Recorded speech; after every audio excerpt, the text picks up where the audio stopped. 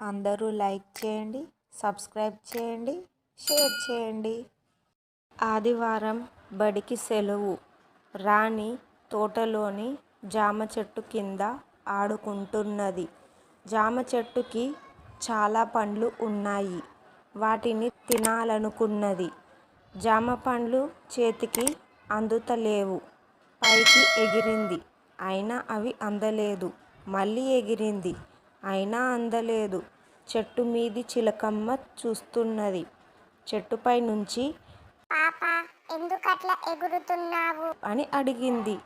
రాణి నాకు జామ పండ్లు కావాలి అన్నది. నీకు నీకు పండ్లు కావాలా?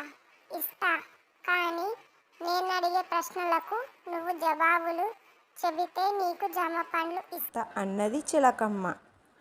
అందుకు పాప సరేనన్నది. చిలకమ్మ అడగడం మొదలు పెట్టింది. పాప చుట్టలేం, పైసలెంచలేం, ఏమిటో చెప్పు. రాణి సమాధానం చెప్పింది. ఆకాశం, నక్షత్రాలు. చిలకమ్మ మరో ప్రశ్న అడిగింది. అందమైన చెరువులో ముద్దొచ్చే పిట్ట, మూతి బంగారం, తోకతో నీళ్లు తాగు. రాణి సమాధానం. దీపం. చిలకమ్మ మరో ప్రశ్న. తోకలేని పిట్ట 90 కోసులు పోతుంది. రాణి సమాధానం. ఉత్తరం. చిలకమ్మ ప్రశ్న. పడగ విప్పిన బాటసారి పైలంగా పోతాడు. ఎండకు వానకు లొంగడు, గాలికి గడగడ వణుకుతాడు. సమాధానం వచ్చేసి ఛత్రి. చిలకమ్మ ప్రశ్న వచ్చేసి ముక్కు మీద కెక్కు, ముందర చెవులు నొక్కు, జారిందంటే పుట్టుక్కు.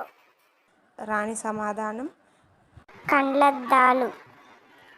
చిన్నదానివేనైనా తెలివిగా జవాబులు చెప్పావు. ఇక నుంచి నీకు నాకు సోవతి.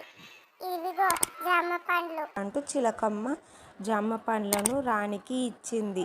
రాణి చాలా సంతోషంగా ఆ పండ్లను తిన్నది.